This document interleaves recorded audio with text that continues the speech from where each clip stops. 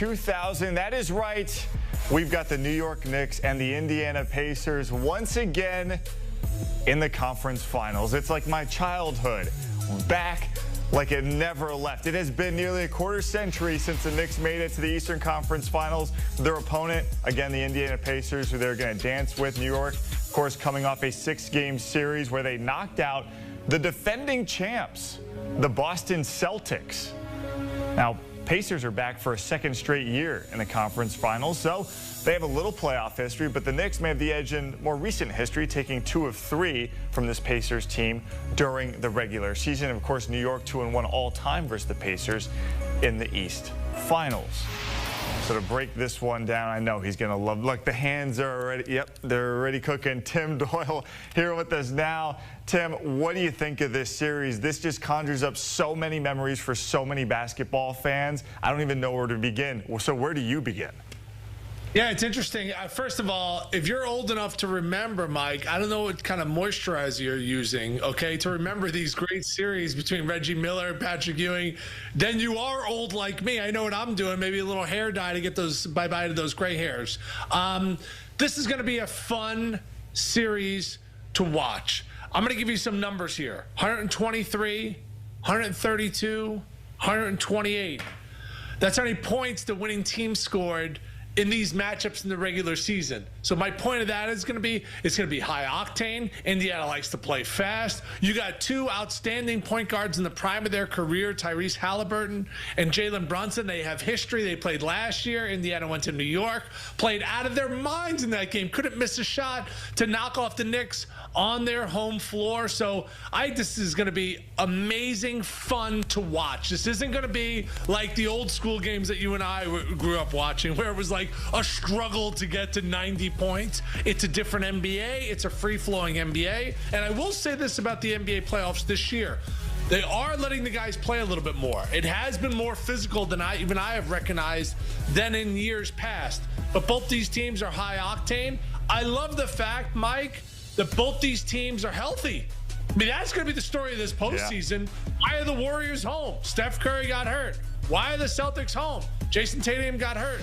Both these teams are at full strength, and that's saying something about a Tom Thibodeau team, because you know Tibbs loves to run his guys into the 40-plus minutes a night range. I think this is going to be high-octane fun to watch. Look, my mom was a Knicks fan because she's from New York, so I grew up with this in the household. Okay, so like I just there was a lot of yelling, screaming, cursing, and tears. I do want to follow up real quick because you mentioned Tyrese Halliburton and Jalen Brunson in terms of these point guards in the primes of their career.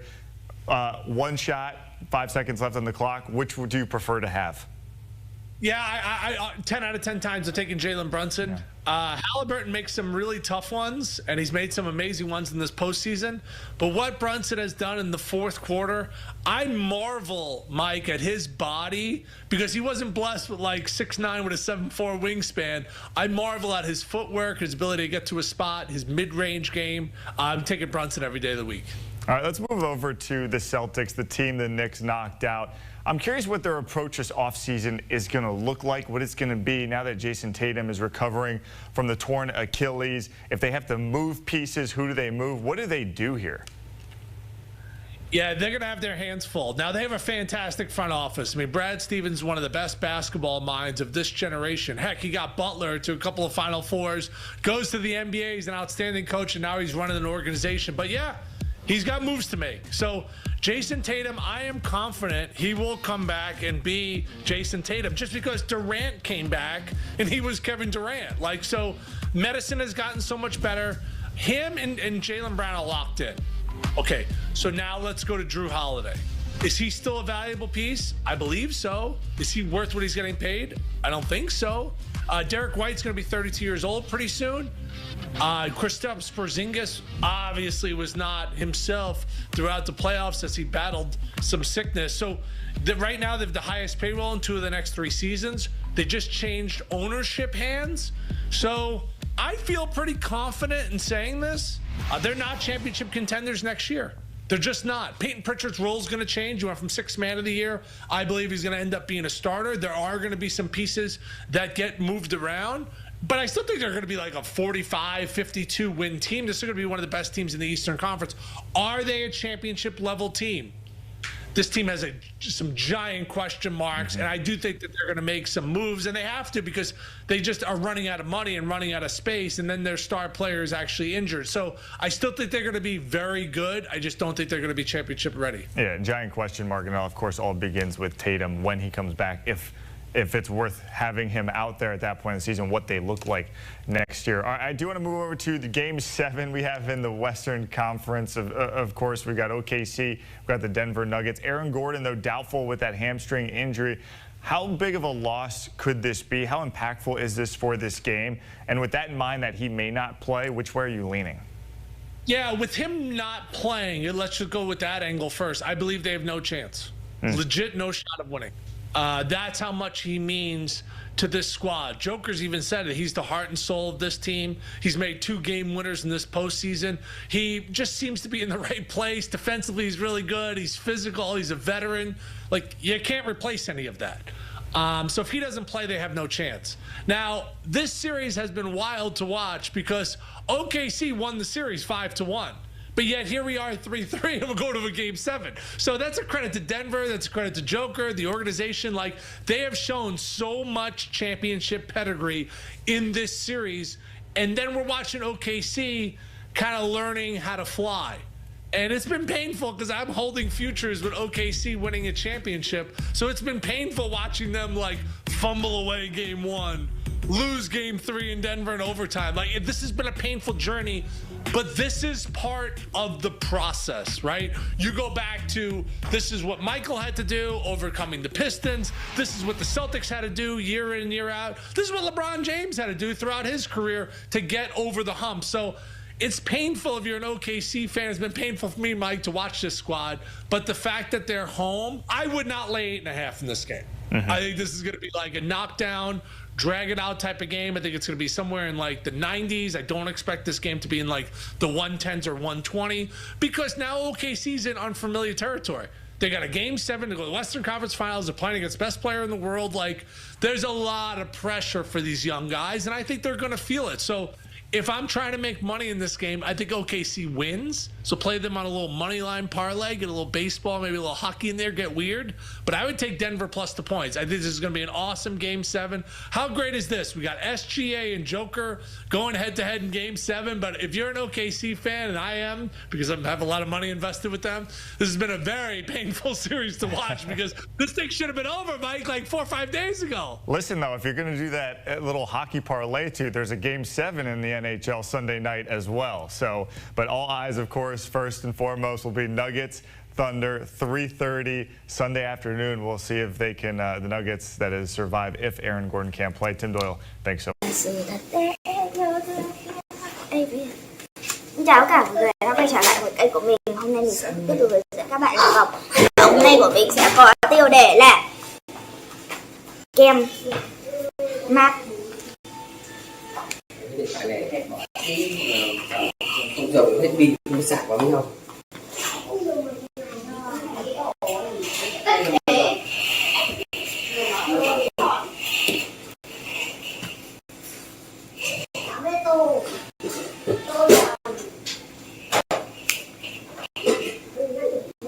Tít bới lem của cô ra phải không? Tít bới lem của cô ra phải không? Đứa nào bỏ hết lem của cô ra? Đứa nào? Tí nữa con dòng tới đâu đây? Tại sao? Tôi cậu mua lại. Đâu? 20. Đưa tiền ra tất cả. Đưa tiền thôi. Không? Cho đâu á? Hôm nay 16 để cậu đưa tiền. Không được. Đưa tiền luôn đi. Cướp luôn. Không có cướp gì hết. Nó cầm này đòi lại không? Ăn quên 15 nghìn. Nó cứ giờ cầm đòi lại không? Nói.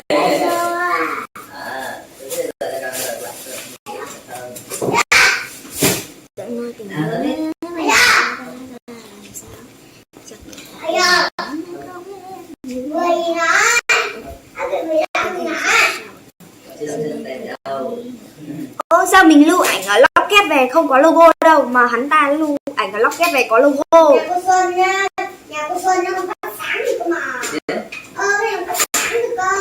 Không đồng hả? Không đồng hả? biết anh phải chăng anh nói ra đi hay không phải nên ra đi.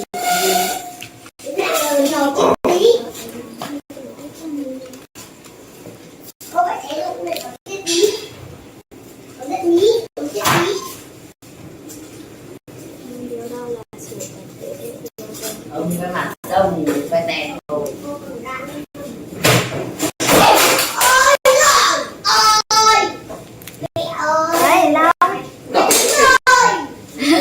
Có cái máy tính kia thì hỏng hết vào gì nữa. Sẵn thế gì? Khác đi, có được gì?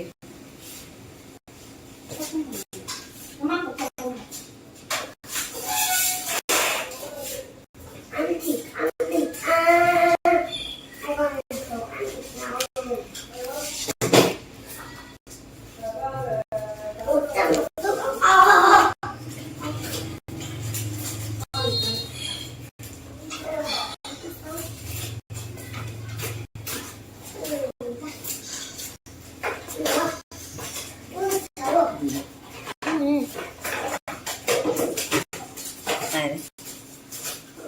Cái bọn chụp kia đấy. Hả? Cái bọn chụp kia đấy. Không. Tuổi đây. Con rồng cổ đại ơi, con ăn cổ đại à? Là bạn con rồng.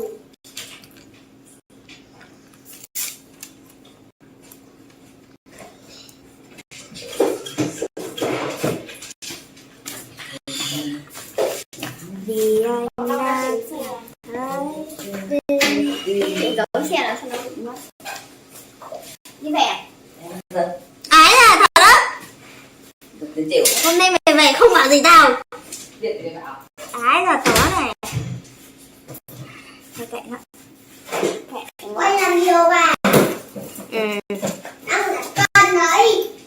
Bà ơi, ta ở đây được 3 hôm, ta lên 4 cân rồi.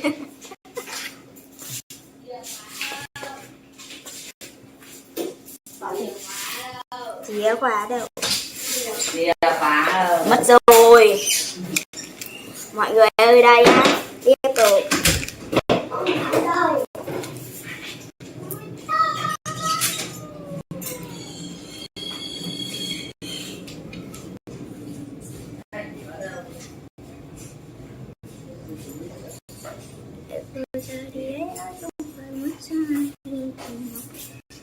Ui, cái mặt tròn vo, tròn như cái bánh bao.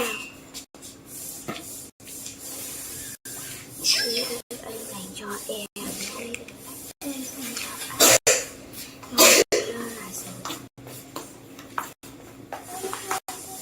Ế rồi. Không, không ế được. Bọn ớt con kia giờ nó về nó xử lý hết. Cái máy bào nó mở hết. Ớt con đi đây này.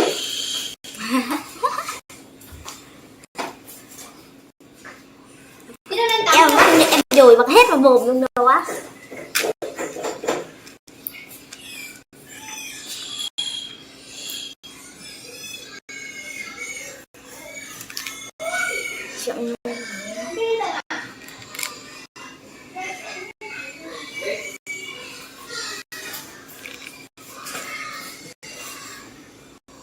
Chọn nuôi tình yêu nơi ấy bây giờ đang ra làm sao.